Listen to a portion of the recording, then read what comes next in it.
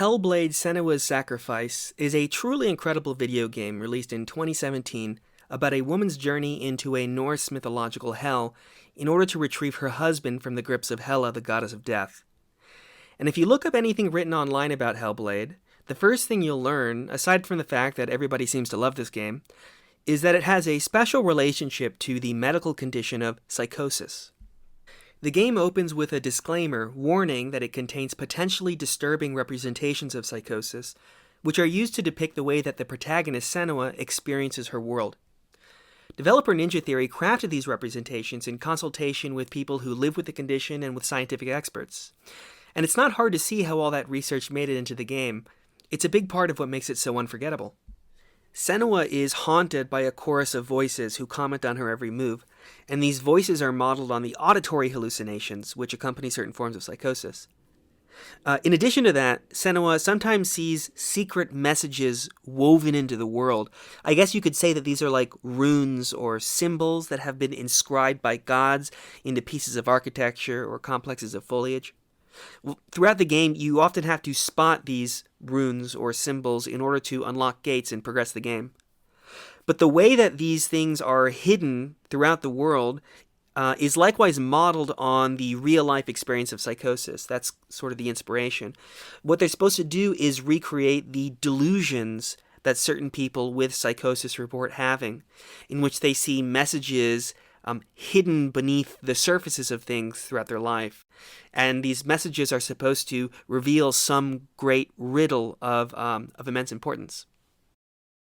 Ninja Theory was evidently really successful at crafting an overall experience that reflects the truth of living with psychosis, because you can find loads of people online in Reddit or the YouTube comments or wherever who themselves explain that they live with psychosis and they've developed a really close attachment to the game because of the way in which it so faithfully reflects the life that they know and the conflicts that it has. So Hellblade seems to be a real achievement in that respect. But even though Senua's own perspective and experience was self-consciously modeled on psychotic experience, I also think it's misleading to say that Hellblade is a game about psychosis or about a woman living with the condition. I would argue instead that Hellblade is a game about a woman who has a mystical connection to the divine, who sees and hears gods and demons in a way that ordinary people cannot. But she does not suffer from the clinical condition of psychosis. Rather, the way to understand the game's overall connection to that condition is this. Developer Ninja Theory used the modern understanding of psychosis as a template or a model to imagine what the mystical experience of Senua must have been like, because the experience of psychosis resembles the kinds of visions and voices that a mystic like Senua might experience as she journeys into hell. If you do a little search online, you'll find that there is loads of research that compares the religious imagery of mystical experience with the hallucinatory experiences of psychosis.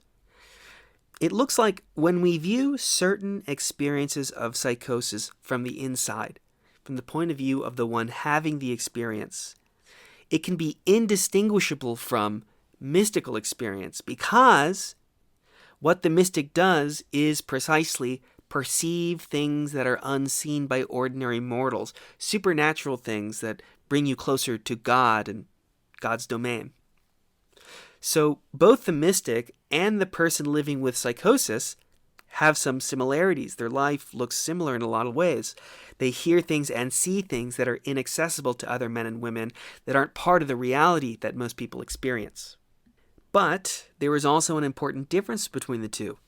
Psychosis is a medical condition that makes you perceive things that aren't real. But the things that Senua sees and hears, they are real, at least in the fictional world in which her story takes place. What Senua sees is the hidden stuff of the gods. Now, you, the listener, might very well wonder, if you've been listening closely, and if you've maybe played Hellblade before, you're familiar with how it works, you might be wondering if there's any way to prove what I'm saying, namely that the gods and spirits of Hellblade are in fact real and do in fact exist outside of Senua's head. And that's a fair question. It's actually kind of hard to verify in-game that all the gods and spirits are real, because Senua is the only living human being we encounter in the game, And the only way that you can really make sure that they're real is to have another human being see them. But we do have confirmation that the supernatural dimension of Hellblade's universe is real, based on the evidence of the upcoming sequel, what we find in their trailers. In those trailers, we know that there are gods that are out there in the world, and Senua goes hunting for them with the help of other human beings. So all these things are living in the same world.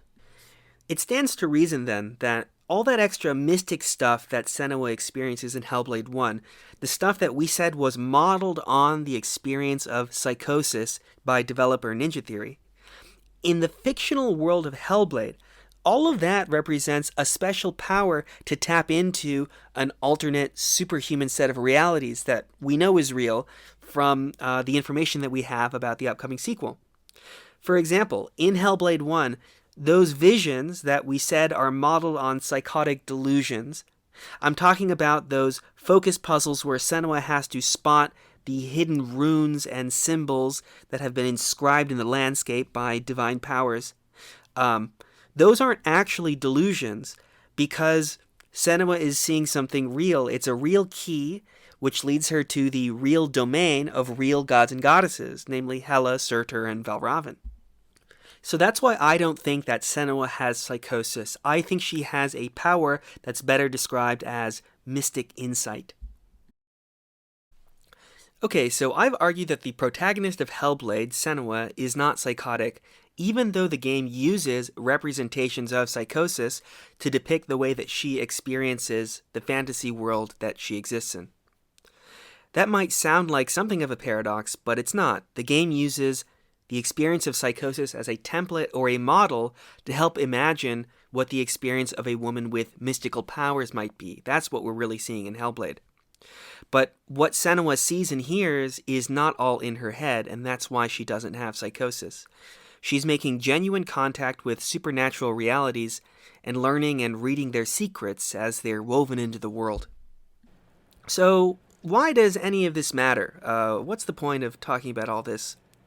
Well, in a way, it doesn't really matter all that much. There is, however, a bit of a debate online about whether or not Hellblade is happening in Senua's head, and I felt like my position that it's not happening in her head, that it's out there, she's really doing this stuff with gods and spirits, I felt like that position was a little bit underrepresented, so I wanted to put my 2 cents out there into the wild. But, at the end of the day, you can, of course, and you should, read the story of Hellblade however you want. That's art. I don't want to take that from anybody. I do, however, think that there is an interesting lesson in my own interpretation about how artists imagine and represent different kinds of experience, especially experiences unlike anything that the audience could possibly have. Whenever we try to imagine an experience different from our own, we can't just recreate it out of nothing. We have to start with an experience that we do know from our own lives as material from which to extrapolate, abstract, and modify it into something new. So, for example, if you want to know what it's like for a dog to see something, you can't just imagine it whole cloth out of nothing. You have to begin by asking what it's like for you to see that thing, and then subtract some colors from your visual field because we know that dogs only see red, blue, and green. You always have to start with your own experience when you want to imagine a totally different kind of experience and change what you have until you get what you think someone else has. And so, if you wanted to imagine what it's like to have the kind of experience that Senua has with her mystic powers, which connects her to a hidden realm of gods and spirits, you'd have to begin with something a little bit different because that kind of stuff doesn't actually exist. You'd have to begin with the closest analog in the human world and use that as a starting point to imagine this new fictional perspective by making some modifications to kind of get you into that new way of looking at the world. And I think that developer Ninja Theory achieves this beautifully in Hellblade by using the experience of Psychosis as material out of which to develop Senua's mystic insight and to help the player kind of share in the experience of that power. I should say in closing that I don't mean to imply with any of this that Hellblade has nothing to do with psychosis. Of course, that's not what I mean at all. It's no accident that lots of people who have the condition have found a deep emotional attachment with the game and a lot of their own story in Senua's story. The game really speaks to them because it so faithfully recreates much of their lives' central conflicts and transposes them into Senua's fictional world. But that's always how great narrative art works. It tells a universal story which contains the truth of many other particular stories within it without exactly being reducible to any one of those stories that it contains. So Senua's story speaks to people who live with psychosis, but that's not the end of its significance. It's just the beginning. It's a testament to the depth of Hellblade as a storytelling experience that this game is about more than the material from which it was made. And that is all I've got to say about Hellblade. I'd love to hear what you, the viewer, got out of the game if you've played it. I knew within about an hour of picking it up, which was pretty recent, that I wanted to make something about it and put it onto YouTube because, yeah, it's really just unlike anything that I've played in recent memory. And I don't think I've even scratched the surface of what's going on. In particular, I really loved the final confrontation with Hela at the end of the game. It turns into a real waking nightmare, and events start unfolding that look like they obey a kind of dream logic that I'd love to discuss at a later date. Because I do think that final dreamlike sequence with Hela can definitely be used to support a reading that I've kind of tried to push against, on which everything is actually happening in Senua's head. You might think that dreamlike imagery smacks a little too strongly of hallucination, and Senua really does have psychosis. But I don't adopt that reading. I prefer to think that gods have powers that defy the rules of ordinary reality, and it makes interactions with them look a little bit more like dreams than waking life. So that's why you've got this dreamlike sequence at the end, but that's just Senua making contact with the strange foreign powers of a goddess of death. But yeah, that's all for now. Please consider giving me a like if you enjoyed this video. I'm trying to make it on the YouTube algorithm, get a few more views for some vids, and hopefully that'll keep my motivation up to keep staying creative and making content. But anyways, have a good one.